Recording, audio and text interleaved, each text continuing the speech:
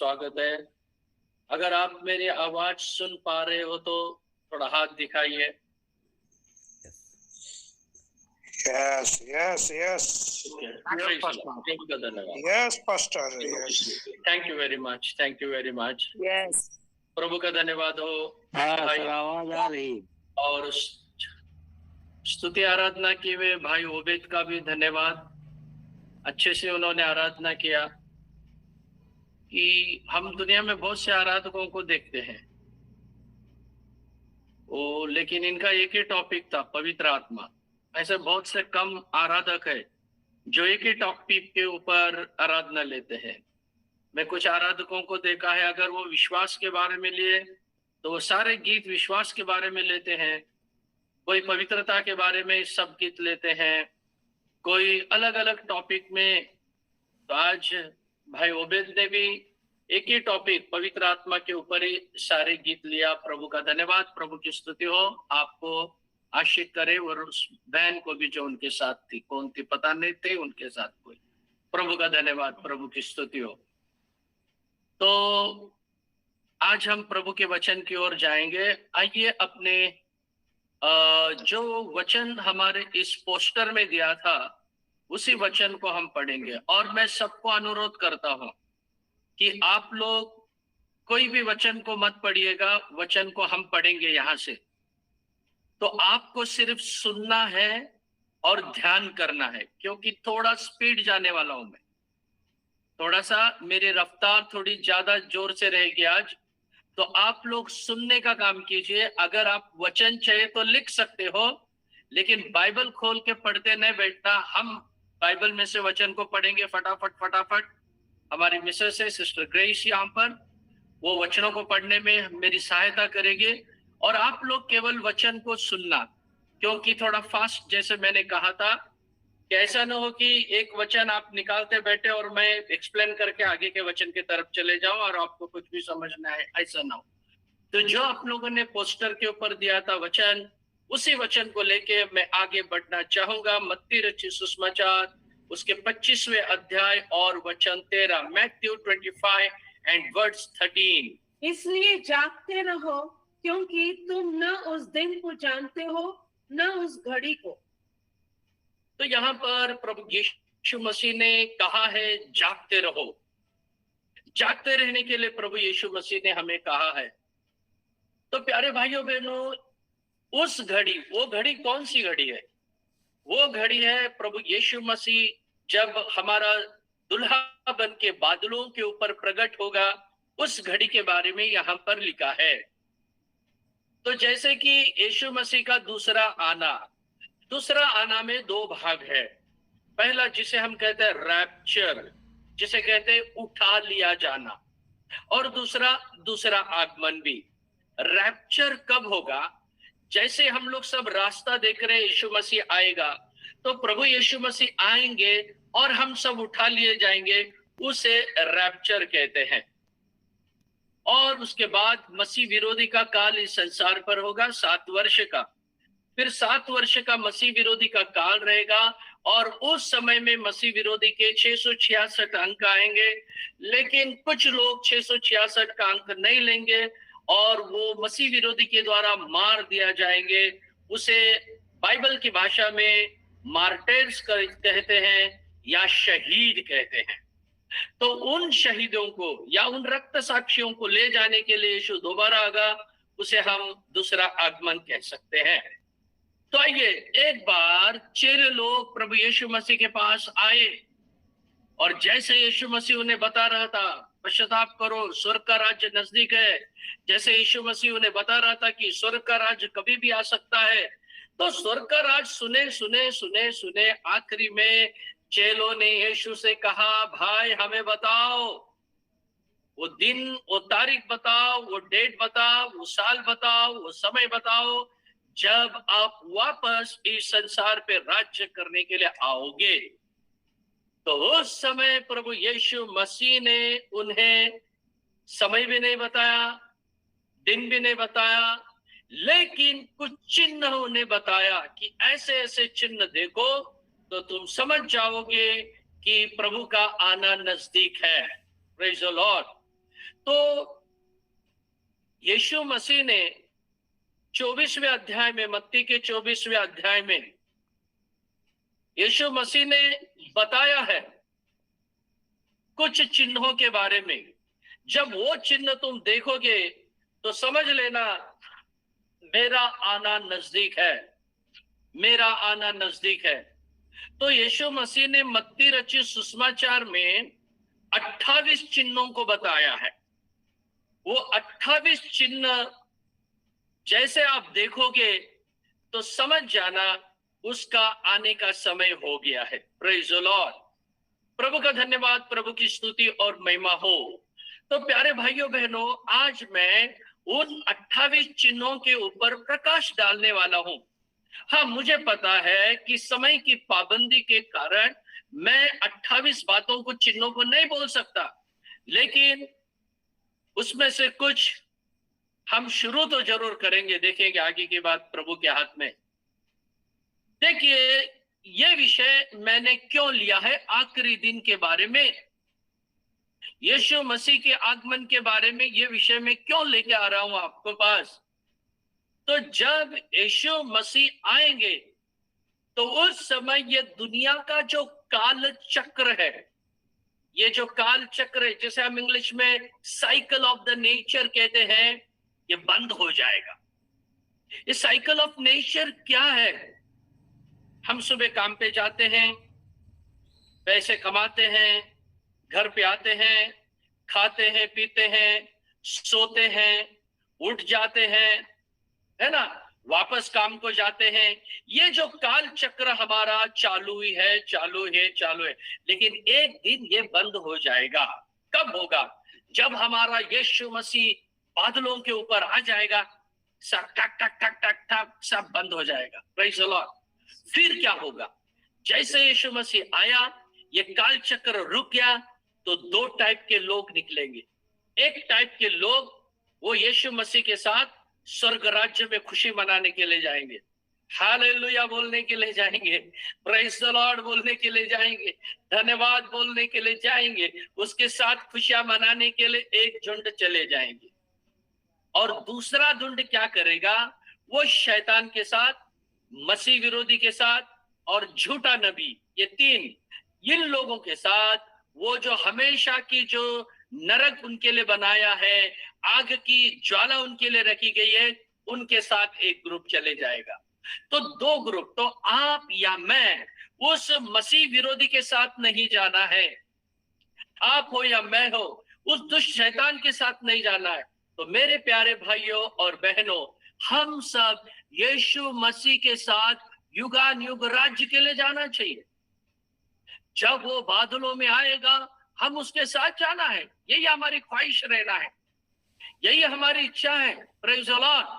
तो अब मैं आपको बताना चाहता हूं कि प्रभु यीशु मसीह जिसने पहला प्रचार किया था, पश्चाताप करो, परमेश्वर का राज्य नजदीक है, यीशु मसीह का पहला प्रचार खत्म भी हुआ, वो दुनिया में मारा भी गया, वो स्वर्ग में उठा लिया गया, 2000 साल होके गया, अभी तक यीशु आया नहीं। क्यों नहीं आया, मैं आपको बताना चाहता हूं, फिर उसके बाद उस चिन्हों को मैं बताऊंगा। दो कारण से यीशु मसीह के आने में देर हो रही है। कितने कारण? दो कारण के कारण प्रभु के आने में देर हो रही है, नहीं तो हमारा प्रभु कब का आ गया होता। वो कौन से दो कारण हैं? पहला कारण जो मैं आपको बाइबल से बताना चाहूंगा, दूसरा पत्रस 3 अध्याय और वचन 9 में लिखा है, 2 पीटर चैप्टर 3 एंड वर्ड्स 9। प्रभु अपनी प्रतिज्ञा के विषय में देर नहीं करता, जैसी देर कितने लोग समझते हैं, पर तुम्हारे विषय में धीरज धरता है और नहीं चाहता कि कोई नाश हो, वरन यह कि सबको मन फिराव का अवसर मिले। देखिए, पहला कारण प्रभु यीशु मसीह के आने में देर हो रही है, उसका कारण यहाँ ये बताया गया है कि किसी का नाश ना हो। दयालु प्रभु है, वो दयालु है और वो ये नहीं चाहता कि किसी का नाश हो जाए, और हमें समय बढ़ा के दे रहा है। और आज तक ये 2024 का आज का दिन भी उसने बढ़ा के दिया, ताकि हम आज का वचन सुन के पश्चाताप करें और प्रभु के राज्य के लिए तैयार हो और हम नाश ना हो। इसलिए उसने बढ़ा के दिया है। जैसे आज आप लोग सब सुन रहे हैं, जैसे 150 लोग ऑलरेडी हमारे इसमें जुड़ चुके हैं, और कई लोगों की इच्छा थी लेकिन हमारा ये लिमिट खत्म हो गया, इसीलिए वो जुड़ नहीं सके। लेकिन आपके लिए और मेरे लिए आज का ये संदेश है कि मैं और आप आज पश्चाताप करें और उस प्रभु के आगमन में हम दिखाई दे। इसीलिए हमें क्या किया है, प्रभु ने दिन बढ़ा के दिया है कि किसी का नाश ना हो, यह पहला कारण। और दूसरा इंपॉर्टेंट कारण मैं आपके सामने रखना चाहता हूं कि जब तक बाइबल की भविष्यवाणियां पूरी ना हो तब तक मनुष्य का पुत्र नहीं आएगा। आकाश और पृथ्वी बदल जाएंगे लेकिन उसके वचन नहीं बदलेंगे। तो बाइबल की भविष्यवाणियां पूरा होना है। तो बाइबल की कौन सी भविष्यवाणी पूरी होना है, तो मैं आज आपको बताने वाला हूं उस 28 भविष्यवाणी को जो यीशु ने कहा था। और इसमें से 80% भविष्यवाणी पूरी हो गई है, 80%। और जो 20% भविष्यवाणियां हैं वो आधे पूरे हो गए हैं और आधा पूरा होना बाकी है 20 में से। वो कभी भी किसी भी घड़ी पूरे हो सकते हैं और यीशु का आगमन होगा, आंख की पलकी झपकाने के समय में होगा। मरे हुए जिंदे हो जाएंगे और जो जिंदा है सब बदल जाएंगे। Praise the Lord. तो आइए मैं आपको उस 28 जो यीशु मसीह के चिन्हों की तरफ लेके जाना चाहता हूं, जिसे उसने अपने चेलों से बताया था कि जब ये देखो मेरे भाइयों, तब समझ लेना मेरा आना नजदीक है। Praise the Lord. तो उन 28 चिन्हों से पहला चिन्ह है मत्ती रचित सुसमाचार 24वां अध्याय, उसके 5वां वचन, मैथ्यू 24:5, झूठे मसीह आएंगे। क्योंकि बहुत से ऐसे होंगे जो मेरे नाम से आकर कहेंगे, मेरे नाम से आके कहेंगे कि मैं मसीह हूँ, मैं मसीह हूँ, और बहुतों को भरमाएंगे। बहुत से लोगों को फंसा डालेंगे। मैं मसीह हूँ, मैं मसीह हूँ, मैं मसीह हूँ करके आएंगे। ऐसे यीशु ने कहा, ये पहली भविष्यवाणी यीशु ने कहा उसके आगमन से पहले होगा, और ये हो चुका है भविष्यवाणी। 28 की जो पहली भविष्यवाणी हो चुकी है, कौन से, मैं आपको 4, 5, 6 नाम बताना चाहता हूं। सबसे पहले मैं आपको बताना चाहता हूँ जॉर्ज बेकर के बारे में। जॉर्ज बेकर ये बैप्टिस्ट चर्च का प्रीस्ट है, निग्रो है। ये निग्रो ने एक बार प्रचार किया, मैं ही यीशु मसीह हूं जो आने वाला था, और उसने लोगों को भरमा दिया, अब ऐसे करो ऐसे करो। ये जॉर्ज बेकर पहले बार ऐसे बोला, मैं ही यीशु हूं, लेकिन हकीकत सामने आई, जॉर्ज बेकर एक झूठा मसीह साबित हुआ, और यीशु मसीह का वो वचन पूरा हो गया, मेरे नाम में यीशु बोल के आएंगे करके। और मैं आपको बताना चाहता हूं दूसरा, प्रिंस अब्दुल बरब्बा के बारे में। दूसरा ये व्यक्ति प्रिंस अब्दुल बरब्बा, इसने भी कहा मैं ही यीशु मसीह हूं। इसने भी दावा किया कि मैं मसीह, और इसने एक बहुत बड़ा मिराकल किया, चमत्कार किया। क्या किया? एक दिन इसने आकाश से अग्नि को गिरा दिया नीचे, बोला देखो मैं यीशु हूं, तुम विश्वास करते हैं या नहीं? और आकाश से उसने आग को नीचे गिरा दिया। सब लोग डर गए, बाबा यही यीशु है, यही यीशु है। ज्यादा गहराई में नहीं जा रहा हूं मैं आपको, क्योंकि मुझे आगे बढ़ना है अभी। तो इस तरह ये जो आदमी था अब्दुल बरब्बा, प्रिंस अब्दुल बरब्बा, ये दूसरा मसीह जो झूठा मसीह होके आया। और तीसरा है जेकब चेम्बी फ्रूट। जेकब चेम्बी फ्रूट नाम का ये तीसरा व्यक्ति जो अपने आप को मसीह बोल के आया, अमेरिका के चिकागो के चर्च में। अमेरिका के चिकागो के चर्च में इसने कहा मैं ही मसीह हूं, मेरी आराधना करो, मेरी पूजा करो, मेरी अर्चना करो, और लोगों को भरमाया। इसने भी कई मिराकल किया, किसी अद्भुत रीति से काम किया, और बाद में लोगों को पता चला कि ये भी झूठा है करके। और चौथा था जॉर्ज रॉक्स। जॉर्ज रॉक्स ये फ्रांस से है। तो इसने भी एक बार प्रचार किया मैं यीशु हूं, लेकिन बाद में इसके कारनामे भी बाहर आए और लोगों को पता चला ये भी झूठा है करके। फिर पांचवा था सन मैन मून। ये सन मैन मून जो है, जो नॉर्थ कोरिया से था, नॉर्थ कोरिया से इसने भी एक बार, ये पांचवा है, इसने भी कहा मैं ही मसीह हूं, लेकिन बाद में इसका झूठ भी सामने आया। और छठवां व्यक्ति जो कहा मैं मसीह हूं वो है आन शांग हॉन। आन शांग हॉन यही है यरूशलेम माता वाले, जो यरूशलेम माता बोल के अभी सब जगह घूम रहे हैं ना झूठे भविष्यद्वक्ता लोग।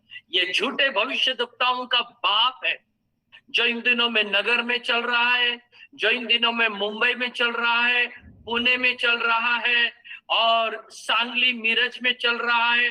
बड़ी तादाद में है ये लोग, बारामती में नहीं है ये लोग। प्रभु का धन्यवाद हो, आए थे लेकिन हम सब लोग एक हो गए और इनको भगा दिए यहाँ से। तो ये यरूशलेम माता वाले बहुत झूठे लोग हैं और ये झूठों का बाप है आन शांग हॉन। वो कहते हैं कि वो आगे थे और कोरिया में आए थे और वो आके चले गए हैं, अभी उसके लोगों को लेके चले गए, ऐसा करके झूठा प्रचार करते हैं। तो देखिए ये भविष्यवाणी भी पूरी हो गई। कई लोग ने लोगों को फंसाया और जब लोग सुनते थे, भोले भाले लोग, वो फंस जाते थे। कई लोग ने प्रॉपर्टी बेच दिया, कई लोगों ने घर बेच दिया, क्या क्या ना किया लोगों ने। यीशु मसीह की भविष्यवाणी पूरी हो गई। पहली भविष्यवाणी कि बहुत से लोग झूठे मसीह बोल के आएंगे, ये पहली भविष्यवाणी थी।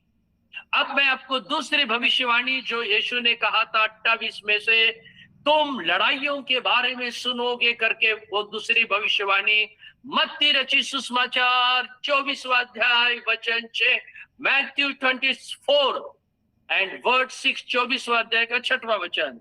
तुम लड़ाइयों और लड़ाइयों की चर्चा सुनोगे। देखो, तुम लड़ाई और लड़ाई की चर्चा सुनोगे। ये यीशु मसीह का दूसरा भविष्यवाणी है, यीशु मसीह के आगमन से पहले जो पूरा होगा, और ये भी पूरा हो गया है। अब ये भी पूरा हो गया है। अब 99% पूरा हो गया है, 1% रह गया है। तो ये तुम लड़ाई और लड़ाइयों के बारे में सुनोगे। इसमें मैं बोलने के लिए बहुत है, लगभग 1-1.5-2 घंटा में बोल सकता हूँ इस विषय के बारे में, लेकिन मुझे आपको और भी कई अच्छे विषय बताने हैं। तो देखिए, ये जो तुम लड़ाई और लड़ाइयों के बारे में सुनोगे करके यीशु ने बताया था, अभी मैं लेटेस्ट ही आपको बताता हूँ। पिछले बातों के बाबा आदम के जमाने की बात नहीं बताता हूँ। हमें मालूम है यूक्रेन और रशिया, लगभग 729 दिन हो गए इनके बीच में, लगभग 729, 2 साल होने के लिए आए, इनकी लड़ाई चालू है। और इसके बारे में हम लोग सुनते हैं, लगभग मैं कहता हूं 30,000 से ज्यादा लोग मारे गए इस लड़ाई में, यह हमारे सामने है। और दूसरा इजराइल और हमास, वो भी लगभग 150 दिन हो गया, 150 दिन हो गया, वो भी चालू होके लड़ाई।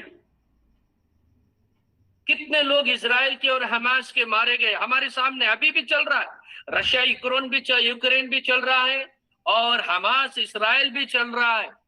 और तीसरा और एक लड़ाई चल रहा है, वो कौन सा है? साउथ कोरिया और नॉर्थ कोरिया, इनका भी लड़ाई चल रहा है। इनके भी कई लोग मारे जा चुके हैं। अभी ये बहुत बड़े तबाही की ओर ये दोनों बढ़ रहे हैं। तीसरा लड़ाई चालू है और एक चौथा लड़ाई भी चालू है, जिसे महासत्ता कहते हैं, अमेरिका और ईरान, इनके बीच में भी घमासान चालू है। ऐसे कई उदाहरण मैं आपको बताता हूं। हम लड़ाई के बारे में अभी सुन रहे, ये भी भविष्यवाणी पूरी हो गई है। अभी इस लड़ाई के बारे में एक ही भविष्यवाणी पूरी होनी बाकी है। वो कौन सी भविष्यवाणी कहने से? तीसरे महायुद्ध की वो भविष्यवाणी पूरा होना बाकी है। 1945 में अमेरिका ने हिरोशिमा और नागासाकी पर अणु बम डाले और जो तबाही हुई वो दुनिया ने देखा। और उसके बाद लोगों ने कान पकड़ा, नहीं बाबा, अभी अणु लड़ाई नहीं करेंगे हम लोग, नहीं तो बर्बाद हो जाएगी। लेकिन अभी दुनिया इस कगार पर पहुंच गई, अमेरिका कभी भी अणु युद्ध कर सकता है, चाइना कर सकता है, ईरान कर सकता है, कोई ना कोई देश करेगा या रशिया करेगा। तो उन लोग अभी तक रुके क्यों है पता है? वो सब इसीलिए रुके हैं, जिस दिन वो लड़ाई को शुरू करेंगे वो देश बचेगा नहीं। जो देश पहले अणु बॉम्ब को डालेगा वो देश बचेगा नहीं, खाक हो जाएगा वो। इसीलिए कोई भी अब हिम्मत नहीं कर रहा अणु बॉम्ब की। लेकिन तीसरे महायुद्ध के शुरू होते ही अणु बॉम्ब भी उड़ने लगेंगे।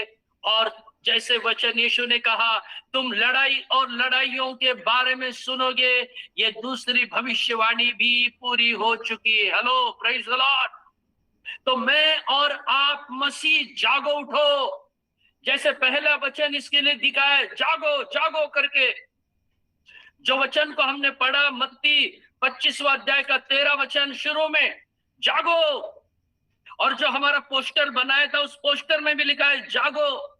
मेरे भाइयों बहनों, मैं आपको डराने के लिए आज का वचन नहीं, बिल्कुल नहीं, मैं आपको जागरूक होने के लिए बता रहा हूं। Praise the Lord. अब सोने का समय नहीं रहा है, अब सपने देखने का समय नहीं रहा है, अब इसकी टोपी उसको टोपी लगा के फंसाने का बिजनेस नहीं रहा है। अभी गुनाह करने का समय नहीं रह गया है, अभी गाली गवाज करने का समय नहीं रह गया है, अभी झगड़ने का समय नहीं रह गया है। अभी उपवास लेना, पश्चाताप करना, अपने आप को प्रभु के लिए एक पवित्र कुमारी के रूप में अपनी कलीसिया को तैयार करना, खुद को तैयार करना, यही समय हमारे लिए रह गया है। Praise the Lord. मुझे और आपको उसके लिए अभी तैयार होना है, बस और कुछ नहीं रखना आप माइंड में। आगे बढ़ता हूं मैं अभी तीसरी भविष्यवाणी की तरफ। जो तीसरी भविष्यवाणी है वो भी मत्ती रची सुसमाचार 24वां अध्याय उसके 7 वचन में लिखा है, राज्य राज्य पर उठेंगे करके लिखा है। Matthew 27 and verse 24 and verse 7। क्योंकि जाति पर जाति और राज्य पर राज्य चढ़ाई करेगा और जगह जगह अकाल पड़ेंगे और भूईडोल होंगे। Praise the Lord. देखो यहाँ पर जो तीसरा है वो राज्य राज्य पे उठेगा और जो चौथी भविष्यवाणी है वो भूईडोल होगी। तो तीसरे के ऊपर हम ध्यान देंगे पहले कि जैसे राज्य राज्य के ऊपर उठेगा करके लिखा है, देश देश के ऊपर उठेगा, राज्य राज्य के ऊपर उठेगा करके लिखा है, राष्ट्र राष्ट्र के ऊपर रखेंगे, नेशन नेशन के ऊपर खड़ा होगा, वो हम देख रहे हैं। सबसे पहले हम अमेरिका के बारे में देखते हैं। अभी वो जैसे कि दुनिया का कोने नंबर 1 है अमेरिका, जिसे सुपर पावर कहते हैं। पैसे में भी, ताकत में भी, लड़ाई में भी, हर बात में, ज्ञान में, बुद्धि में, हर बात में अमेरिका सुपर पावर है और नंबर 1 पर है। तो इसलिए चाइना भी चाहता है अमेरिका को बाजू करो, और चाइना सोचता है मैं सुपर पावर बन जाऊं, और वहां पर रशिया सोचता है मैं सुपर पावर बन जाऊं। ऐसे ये दूसरे के साथ इनको लड़ना है, तो इसीलिए इन्होंने क्या किया है, छोटे छोटे देशों को आगे लाया है। जैसे चाइना ने, हम देखते हैं नॉर्थ कोरिया को आगे लाया है कि भाई तो आगे लड़ाई कर, फिर मैं भी आता हूं। एक दूसरे को ऊपर लड़ने के लिए बताए हैं, एक देश दूसरे देश के ऊपर लड़ने के लिए आगे गया है। और जैसे हमने देखे पिछले एक 3-4 साल पहले भी भारत और चाइना बहुत नजदीक आगे थे लड़ाई के लिए। भारत और पाकिस्तान कई बार नजदीक आ चुके हैं लड़ाई के लिए। और हम देखते हैं कई देश ऐसे एक दूसरे के ऊपर बड़े होना चाहते हैं। और देखते हैं हम हग्गई की किताब में भी परमेश्वर की भविष्यवाणी को, हग्गई की किताब 2 अध्याय और वचन 22 को हम पढ़ेंगे। हग्गई चैप्टर 2 and verse 22। और मैं राज्य राज्य की गद्दी को उलट दूंगा, राज्य राज्य की गद्दी को मैं उलट दूंगा, हमारी सेनाओं के यहोवा की ये वाणी है। मैं अन्य जातियों के राज्य राज्य का बल तोड़ूंगा और रथों को चढ़वैयों समेत उलट दूंगा और घोड़ों समेत सवार एक दूसरे की तलवार से गिरेंगे। प्रभु का धन्यवाद हो। यहाँ पर प्रभु ये परमेश्वर का ये भविष्यवाणी है, राज्य राज्य पर चढ़ाई करने के लिए मैं लाऊंगा करके परमेश्वर ने कहा। प्रभु का धन्यवाद, प्रभु की स्तुति हो। तो इसीलिए ये भी भविष्यवाणी अब पूरी हुई है, राज्य राज्य पर उठ रहा है। ये तीसरी भविष्यवाणी भी पूरी हो चुकी है। 28 भविष्यवाणी यीशु ने कहा ये पूरी होने से मैं आ जाऊंगा, तीसरी भी पूरी हो गई है। देखो प्रभु का आना कैसे नजदीक हो रहा है। और आप और मैं क्या कर रहे हैं? आप और मैं अभी भी लड़ाई कर रहे हैं। बहू और सास अभी भी लड़ाई कर रहे हैं। भाई भाई अभी भी लड़ाई लड़ रहा है। कई कलीसियाओं में लड़ाई चालू है, प्रॉपर्टी के बारे में लड़ाई चालू है, दंगे हो रहे हैं, एक दूसरे के ऊपर इल्जाम लगाया जा रहा है। मेरे प्यारे भाइयों बहनों, अभी मुझे, आपको, हम सबको, हमारे सारी कलीसियाओं को जागने का समय है। Praise the Lord. जो वचन हमें दिया गया है, जाग उठो, अब हमें जागने का समय है, अब सोने का समय नहीं है। अभी अधिक समय बाइबल पढ़ने का है, अब अधिक समय उपवास लेने का है, अब अधिक समय, मैं कहता हूं, रात के समय घुटने के ऊपर खड़ा होने का है। जब हमारे घर के सब लोग सो जाते हैं, जब हमारे घर के सब लोग रात को नींद में चले जाते हैं, उस समय हम घुटने पे खड़े होना है, अपने हाथ को स्वर्ग की ओर करना है और परमेश्वर से आशीषों को पाना है। और हमें, हमारी कलीसिया को, हमारे परिवार को यीशु के आगमन के लिए तैयार करने का समय अब आ गया। अब सोने का समय नहीं है, अब जागने का समय है। किसी भी समय में दुल्हा बादलों पर आने वाला है। Praise the Lord. अब मैं आपको ले जाना चाहता हूं चौथी भविष्यवाणी, जिसे यीशु मसीह ने बताया है। जगह जगह पर क्या होगा? भूई डोल होगा। वो हमने अभी पढ़ा है, मत्ती रचित सुसमाचार उसके 24वें अध्याय के 7वें वचन को और एक बार पढ़ेंगे। मैथ्यू 24:7। क्योंकि जाति पर जाति और राज्य पर राज्य चढ़ाई करेगा और जगह जगह अकाल पड़ेंगे। जगह जगह अकाल पड़ेंगे। प्रभु का धन्यवाद हो। ये मेरा चौथा पॉइंट है जो यीशु मसीह ने बताया था।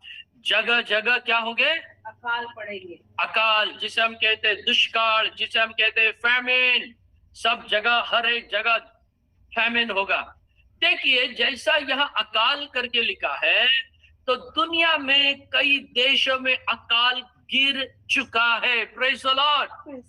कई देश में अकाल गिर चुका है और उन देशों का नाम मैं आपको बताना चाहता हूं। दक्षिण अफ्रीका है, केन्या है, सूडान है, इथोपिया है।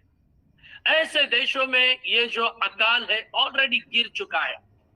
तो अब मैं आपको बताना चाहता हूं, सारी दुनिया में अकाल आने वाला है। Praise the Lord. तो इसके लिए पिछले साल में सारी दुनिया के लोग अमेरिका में एक साथ आए। एक्चुअली ये मुझे अभी याद आया। इसके बारे में मैं जो कोल्हापुर में एक मीटिंग लिया था, इसी साल के नवंबर, मतलब 2023 के नवंबर महीने में मैंने कोल्हापुर में एक मीटिंग लिया था। उस समय मैं सारे पर्दे के ऊपर चलचित्र के द्वारा ये सब दिखाया था। मैंने उनको प्रोजेक्टर के द्वारा कैसी मीटिंग हो रही है, कैसे अकाल आने वाला है दुनिया के ऊपर, और उसके लिए दुनिया की रणनीति क्या है, अभी अकाल से बचने के लिए क्या किया जा सकता है, इसके बारे में वो तैयारी कर रहे हैं। अगर प्रभु ने समय दिया तो मैं वो सब आपको प्रोजेक्टर के द्वारा बताऊंगा कि कहां कहां अकाल की तैयारी से बचने के लिए पूरा दुनिया, ग्लोबल, जिसे हम कहते हैं विश्व, अब तैयारी कर रहा है। किसी भी समय में ये हो सकता है, किसी भी समय में, क्योंकि ऐसे ऐसे जंतु आ रहे हैं जो फसल को खा के नष्ट कर देंगे। आएंगे, वो अभी आएंगे। इसका चिन्ह हमने कोरोना के समय में देखा है। कुछ मकड़ियां आए थे, टिड्डियां आए थे, कुछ टिड्डियां ऐसे आए थे, वो फसल को खा रहे थे। हमने वो पढ़ा है। उसके बारे में मैंने YouTube में मेरा एक मैसेज भी, आप चाहे तो देख सकते हैं उसके बारे में। तो ऐसे टिड्डियां आए थे और उस समय भी लग रहा था कि अकाल गिर जाएगा, लेकिन नहीं हुआ।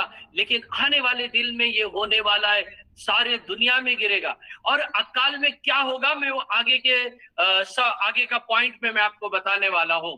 ये होने वाला है प्यारे भाइयों बहनों। तो मैं अब आपको ये बताने वाला हूं, अकाल तो आएगा ही खाने पीने का, लेकिन उसके साथ में वचन का अकाल भी आने वाला है। Praise the Lord. अभी वचन का समय है मेरे प्यारे भाइयों बहनों, समय निकालो। जैसा ये हर घर प्रार्थना ये रोज चलता है, आप लोग रोज हो सके तो इसमें ज्वाइन हो सकते हैं। प्रभु का धन्यवाद हो। रोज आप घर में उपवास प्रार्थना कर सकते हो जब समय मिलेगा, हफ्ते में एक दिन तो भी, क्योंकि हमारे सामने ऐसे दिन आएंगे हमको फिर वचन नहीं मिलेगा। वचन का अकाल के बारे में एक वचन पढ़ना चाहता हूं, आमोस की किताब उसके 8वां अध्याय और वचन 11 और 12। आमोस चैप्टर 8 वर्स 11 and 12।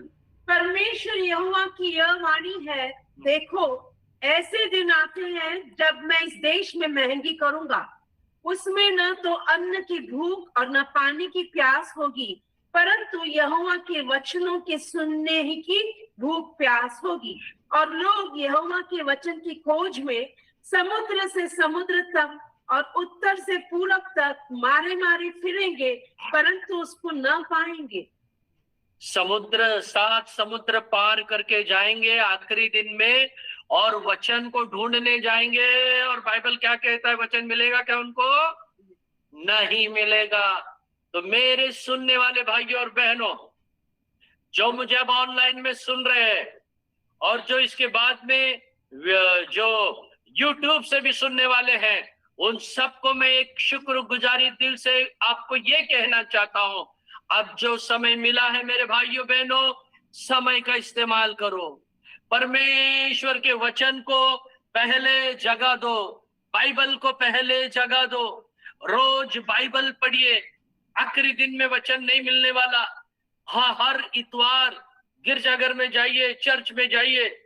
जब भी विशेष सभाएं होती हैं, परमेश्वर के विशेष दास लोग आते हैं, उस समय जरूर जाइए। और आने वाले दिन में अकाल होगा, फिर हमें वचन नहीं मिलेगा। वो समय बहुत नजदीक आया। वो समय कब रहेगा आपको पता है क्या? वो समय मसीह विरोधी के समय में होगा।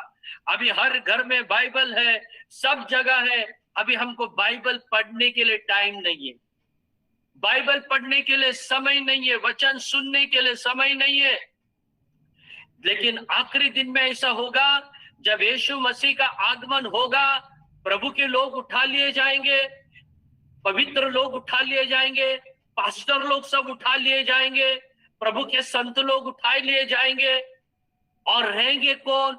वो लोग जो वचन को ध्यान नहीं देते भाई, वचन सुनते नहीं, पढ़ते नहीं, वो रहेंगे।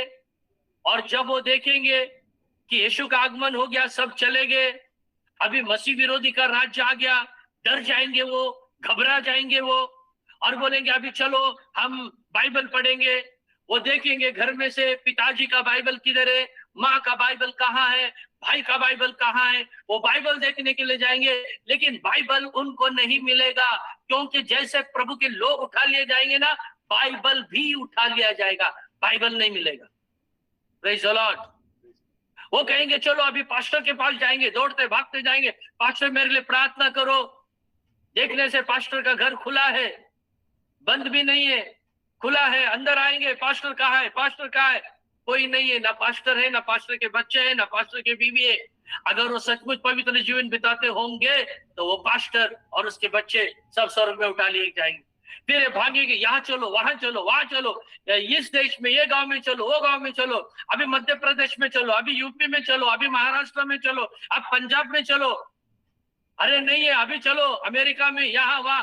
7 समुद्र पार करने से भी परमेश्वर का वचन मिलेगा नहीं, वचन पूरा होगा मेरे भाइयों मेरी बहनों।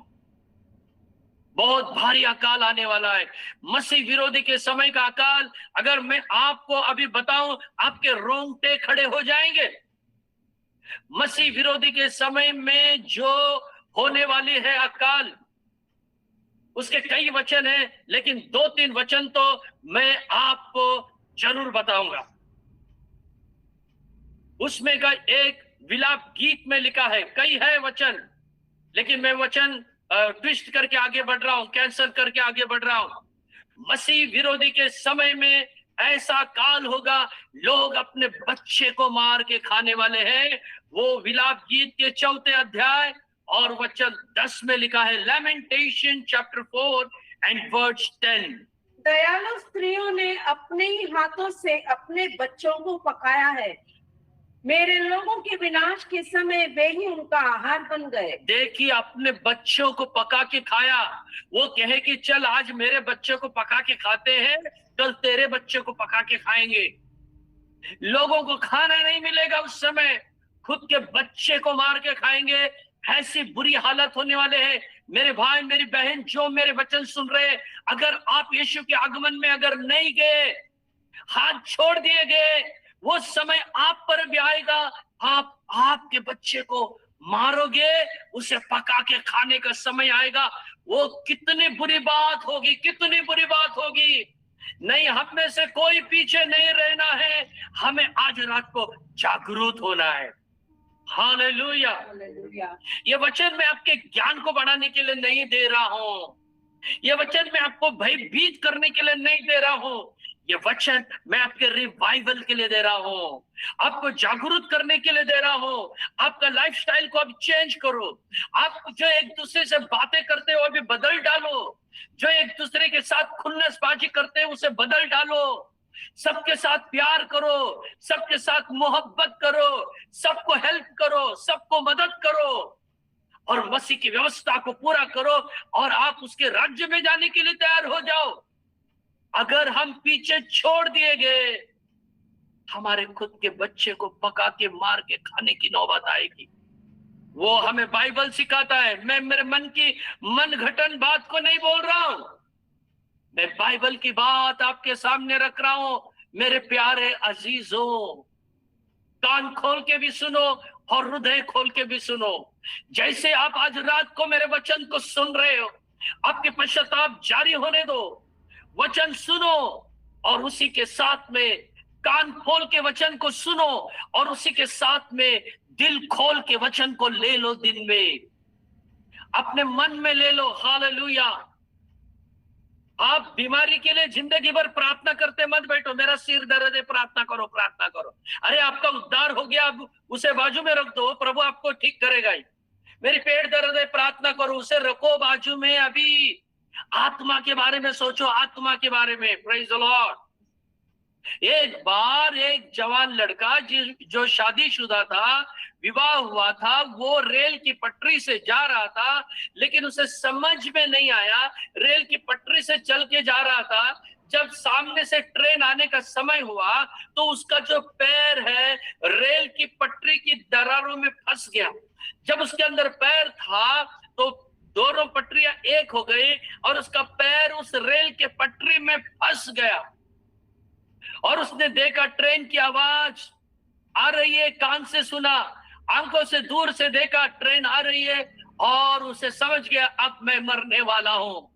और वो जोर जोर से चिल्लाने लगा, मेरी बीवी, मेरे बच्चे, मेरी बीवी, मेरे बच्चे, जोर जोर से चिल्लाने लगा। और उसी समय उसके बाजू में एक परमेश्वर का दास था, उसने देखा और उसने जोर से चिल्लाया, अरे उनको छोड़, तेरी आत्मा के बारे में क्या, यीशु को स्वीकार कर, पापों की पश्चाताप कर, ट्रेन आ रही है, अपना जीवन प्रभु को दे, तेरे आत्मा के बारे में क्या। Praise the Lord. प्यारे भाइयों बहनों, अभी यही पकड़ के मत बैठो, पेट दर्द है, सिर दर्द है, अनकी दर्द है। हमारा प्रभु यीशु का नाम में इतनी सामर्थ्य है, वो आपको चंगा करेगा ही। लेकिन आज रात मैं आपके आत्मा की चंगाई के बारे में बोल रहा हूं। सब प्रकार के घिनौने काम, सब प्रकार की बुराइयां, सब प्रकार के झूठ, सब प्रकार की गंदी बातें, ये रख के बीड़ी पीना, सिगरेट पीना, तंबाकू खाना, शराब पीना, ये सब रख के हम यीशु के आगमन में कदापि नहीं जाएंगे। मेरे भाइयों बहनों, आज ही आपको तौबा करना है। वही हमारा जो एडवर्टाइज का वचन है, जागरूक हो जाओ। आपको आज सब छोड़ना है, आज आपको सब छोड़ना है, तौबा करना है और प्रभु के सामने आना है, नहीं तो वो नौबत नजदीक है। बच्चे को मार के खाना पड़ेगा। ऐसा काल आ रहा है, वो यीशु मसीह ने बताया, उसकी चौथी बात है। हाँ, और आखिरी में ऐसा भी आने वाला है, लोग रोटी को नाप नाप कर खाएंगे, रोटी को तोल तोल के। अभी कितना चाहिए उतना उधर बना के मिल रहा है, लेकिन आने वाले दिन में तोल तोल के खाएंगे। लेवियों की किताब का 26वां अध्याय और वचन 26 में इस बात की पुष्टि की गई। Leviticus chapter 26 and verse 26। और जब मैं तुम्हारे लिए अन्न के आधार को दूर कर डालूंगा, तब 10 स्त्रियां तुम्हारी रोटी एक ही तंदूर में पकाकर, एक ही तंदूर में पकाएंगी। और भी एक वचन पढ़ेंगे हम, तोल तोल कर बांट देगी। तोल तोल कर क्या करेगी? बांटेगी। बांटेगी। तोल तोल कर बांटेगी। मतलब जो आखिरी समय में जो भोजन है ना, वो भी माप के दिया जाएगा। अभी मंगता उतना खा रहे, 2 रोटी, और समझो सब्जी अच्छा बन गया है तो 2.5 रोटी, और मटन और मच्छी है तो 3 रोटी, हाँ, और भी 4-5 सब्जियां है तो 4 रोटी दबा के खा रहे अभी। लेकिन वो दिन बहुत नजदीक है जब तौल तौल के मिलेगा। आधी रोटी से ज्यादा नहीं मिलेगा, 1 रोटी से ज्यादा नहीं मिलेगा। बहुत बड़ा काल आने वाला है, और मैं चाहता हूं कि आप या मैं उसमें नहीं फंसना चाहिए। और इसके चिन्ह कैसे पूरे हो रहे हैं मैं आपको अभी बताना चाहता हूं। इसके चिन्ह कैसे पूरे, हम एक वचन पढ़ेंगे एजकेल की किताब से, और इसके चिन्ह कैसे पूरे देखें। एजकेल 4 एंड वर्स 16, 4 अध्याय का 16 वचन, एजकेल 4:16। फिर उसने मुझसे कहा, हे मनुष्य के संतान, देख, मैं यरूशलेम में अन्न रूपी आधार को दूर करूंगा। यरूशलेम में अन्न रूपी आधार को मैं दूर करूंगा। सो वहां के लोग तोल तोल कर और चिंता कर कर के रोटी खाया करेंगे। तोल तोल कर और चिंता कर कर के खाएंगे, और चाहिए तो नहीं मिलने वाला, तोल तोल के खाएंगे। ये भविष्यवाणी अब पूरी हो रही है। Praise the Lord. सब कान खोल के सुन रहे हो? ये भविष्यवाणी पूरी हो रही है, अब चल रहा है। सारी दुनिया में चल रहा है, हमारे भारत में भी चल रहा है। कैसे चल रहा है बताओ? अगर आप बिग बाजार देखोगे, रिलायंस मॉल देखोगे, कोई बड़े बड़े मॉल देखेंगे, वहां पर इवन केले वो भी तोल के मिल रहे हैं, 1 किलो 2 किलो। पहले वो डजन से मिलते थे, 1 डजन 2 डजन, लेकिन अभी तोल के मिल रहे हैं।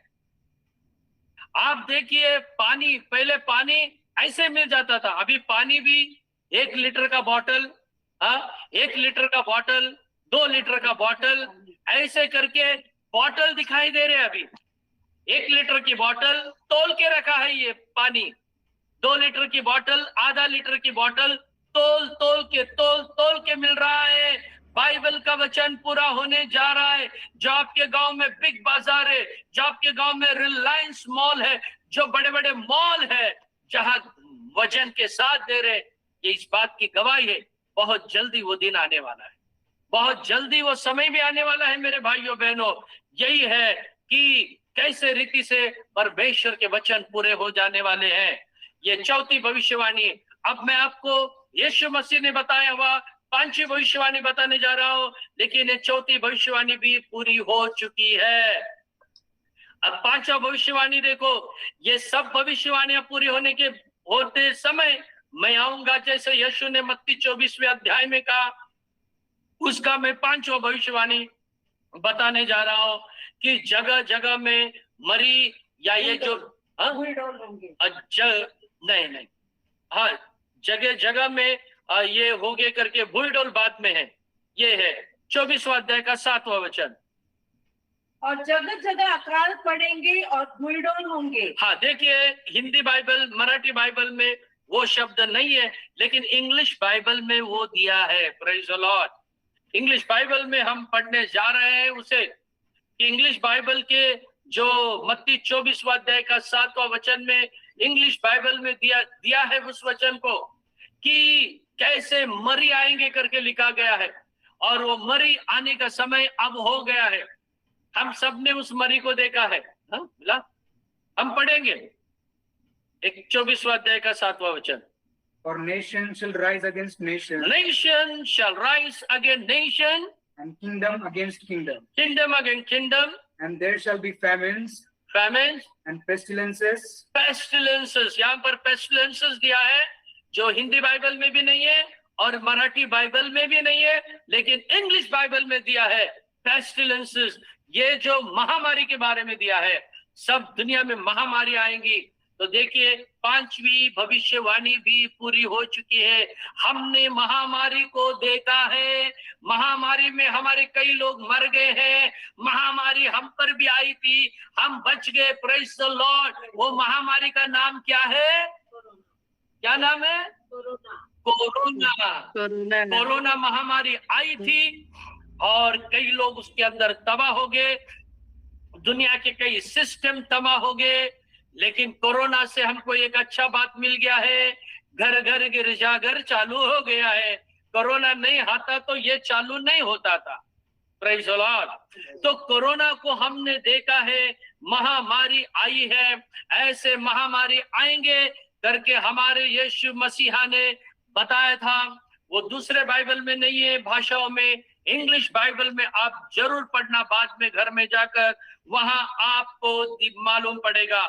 और WHO ने इस बात को बताया था कि जो वर्ल्ड हेल्थ ऑर्गेनाइजेशन है, WHO, उन्होंने बताया था कि ये एक प्रकार की पेस्टिलेंस है, एक प्रकार की महामारी है, और ये भविष्यवाणी भी पूरी हो चुकी है और इसका थोड़ा सा भाग बचा है पूरा होना।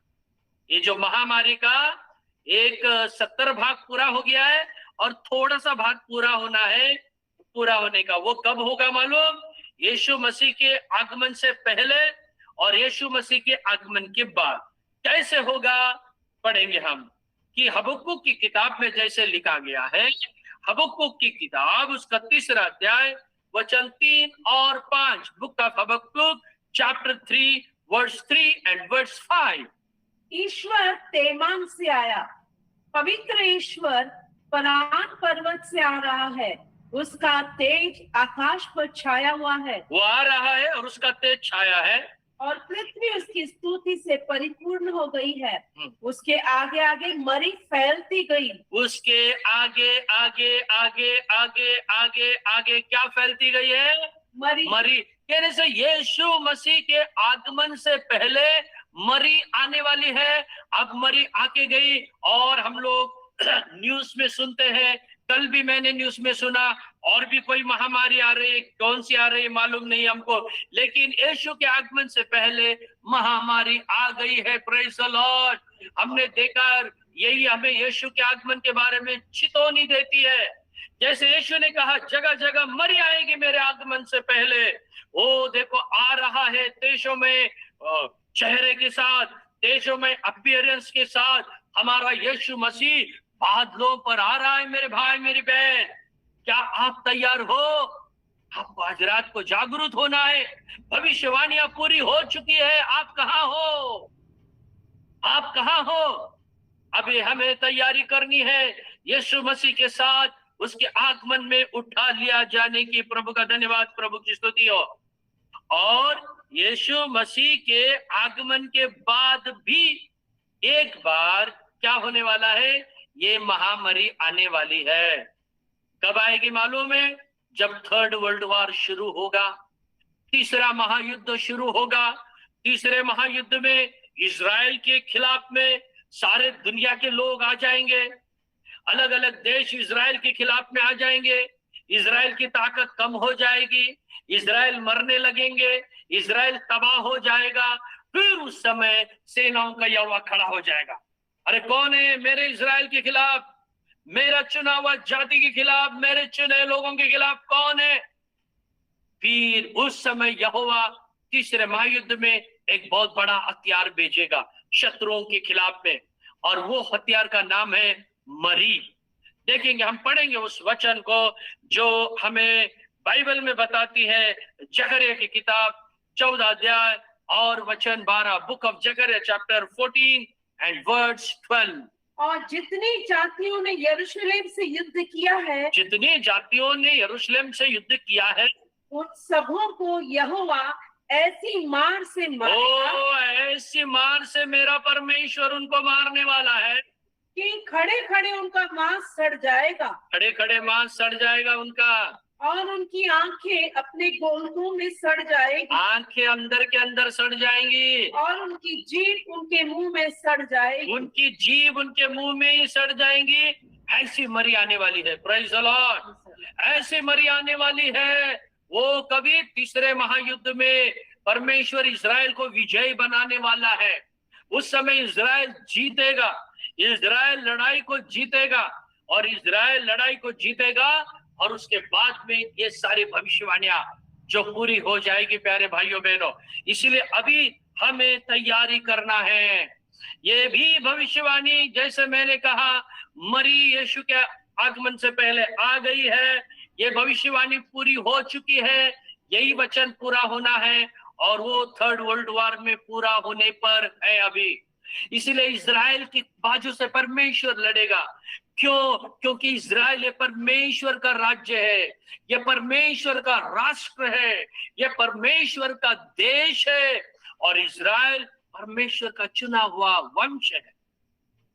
तो परमेश्वर इज़राइल की ओर से लड़ने वाला है, इज़राइल की ओर से परमेश्वर तबाही करने वाला है उन दिनों में।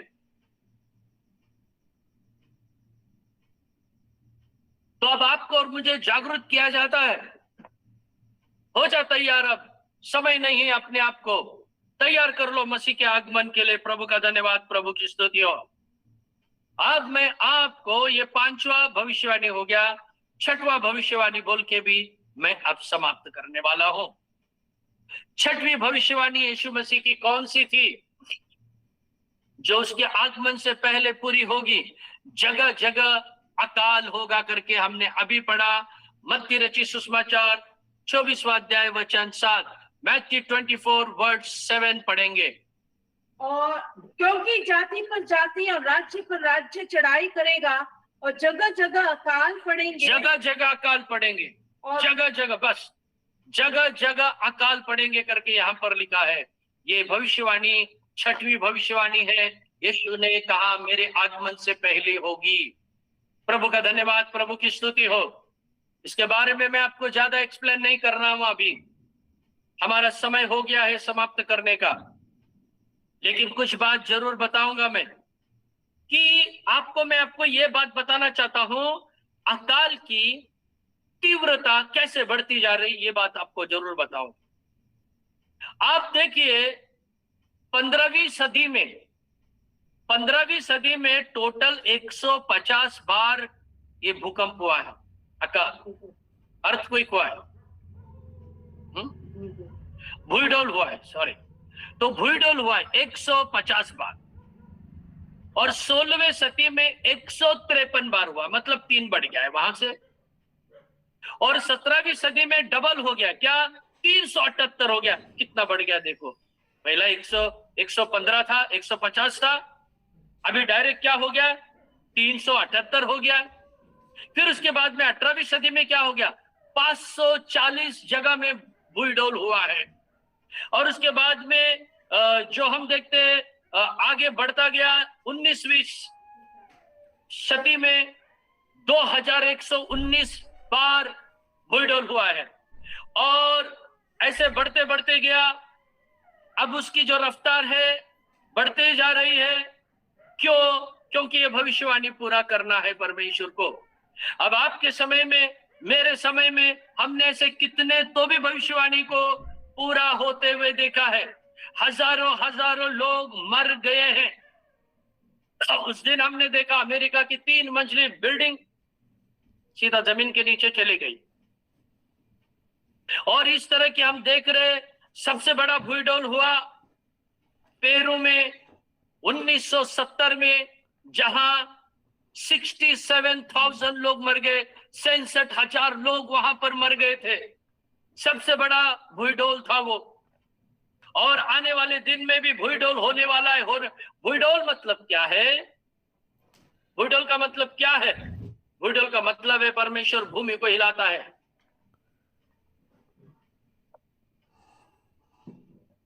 और भूडोल होते गया। उसके बाद परमेश्वर ने क्या किया है, भूडोल की रफ्तार को कई गुना बढ़ा दिया, उसका रूपांतर सुनामी में कर दिया। 2005 की सुनामी कितने लोगों को याद है? 2005 में आया सुनामी पहली बार, लाखों की तादाद में लोग मर गए, लाखों की तादाद में लोग मरने लगे उसमें। और उसके बाद में हम पढ़ते हैं ऐसा भूकंप होने वाला है। प्रकाशित वाक्य की किताब में जो 16 अध्याय का 18 वचन में हम एक वचन को पढ़ने जा रहे हैं जो अब तक ऐसा नहीं हुआ था। Revelation 16 and verse 18। फिर बिजलियां और शब्द और गर्जन हुए और एक ऐसा बड़ा भूडोल हुआ कि जब से मनुष्य की उत्पत्ति पृथ्वी पर हुई तब से ऐसा बड़ा भूडोल कभी न हुआ था। कभी नहीं हुआ था। इतना बड़ा भूडोल होने वाला है मेरे भाइयों और मेरी बहनों, इतना बड़ा भूडोल होने वाला है। दुनिया को बनाया, आदम को बनाया परमेश्वर, तभी से अभी तक नहीं हो गया, ऐसा एक भूडोल होने वाला है। तो ये भी भविष्यवाणी कैसे भूडोल की रफ्तार बढ़ती जा रही है, यह भी पूरे होने पर है, हो चुका है। थोड़ा भाग आने वाले दिन में पूरा होने वाला है। Praise the Lord.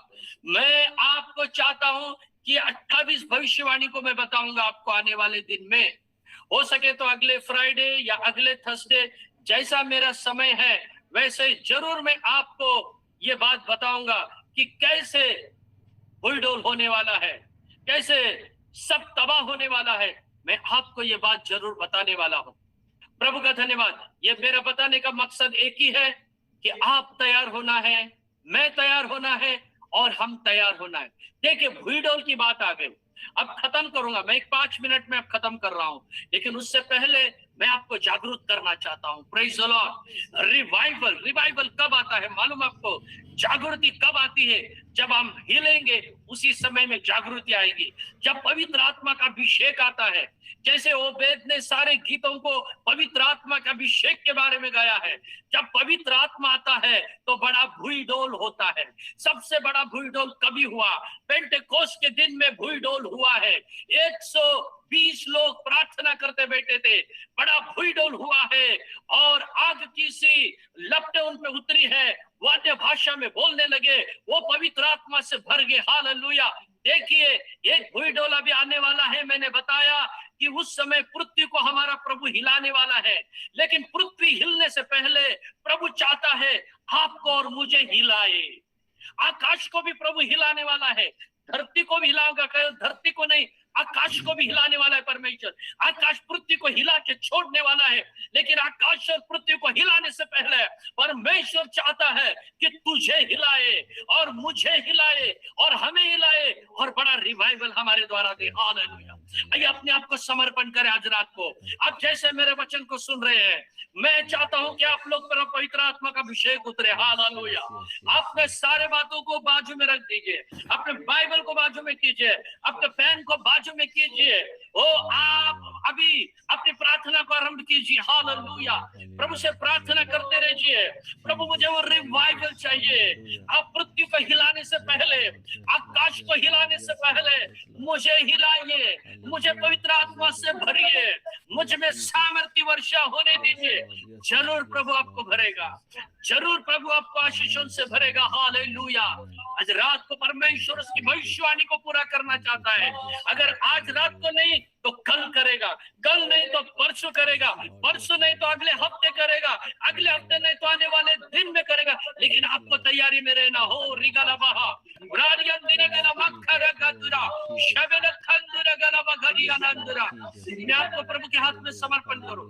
एक नया अभिषेक के लिए तैयार हो मेरे भाइयों बहनों, एक नया सामर्थ के लिए तैयार हो जाओ। हालेलुया।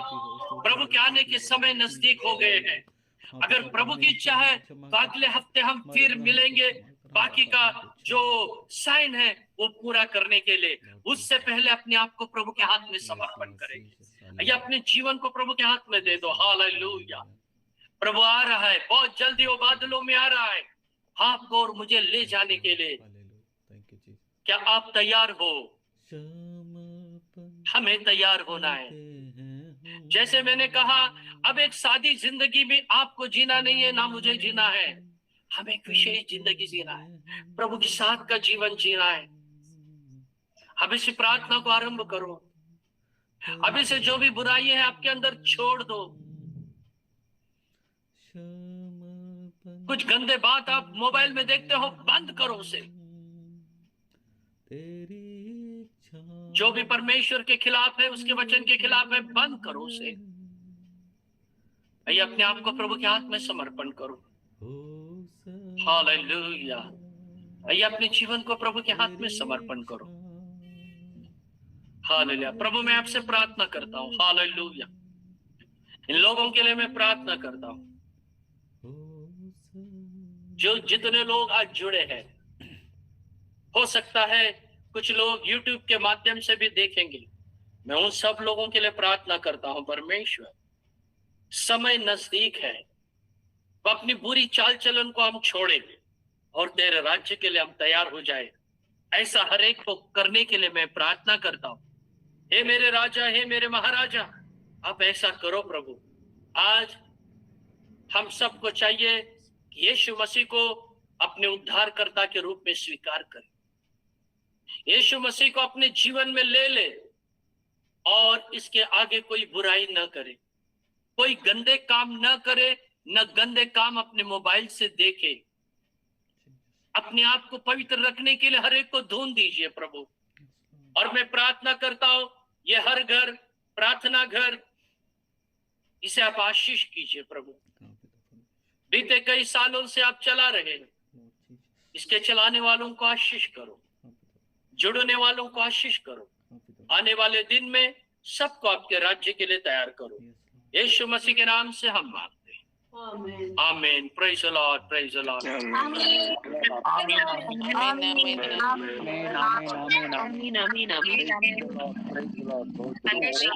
हालेलुया। बोले खुदावंद यीशु मसीह की।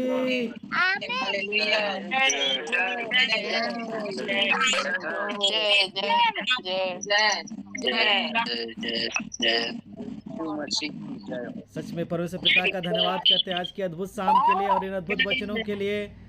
और परमेश्वर के बहुमूल्य दास बिशप आशीष सर के लिए बहुत बहुत धन्यवाद, जिन्होंने आज की शाम हमारे बीच में इस परमेश्वर के बहुमूल्य और सामर्थ्य वचनों को हमारे बीच साझा किया है। मैं विश्वास करता हूँ आज के वचनों ने आपके और हमारे जीवन को एक नई दिशा और दशा में परिवर्तित करने के लिए मोड़ दिया है। हालेलुया। आज का वचन हमें से प्रत्येक के जीवन को एक नई रास्ते पे, एक नए मार्ग में ले चलने के लिए मोड़ चुका है। आप विश्वास करें, परमेश्वर ने आज के वचन के द्वारा आपको और हमको बदल दिया है। आमीन। मैं विश्वास करता हूँ मेरे खुदा के लोगों, है स्वर्ग खुशियों से भरा और नर्क पीड़ाओं से भरा है। स्वर्ग में सोने की चमक, वहीं नर्क है आग से भरा।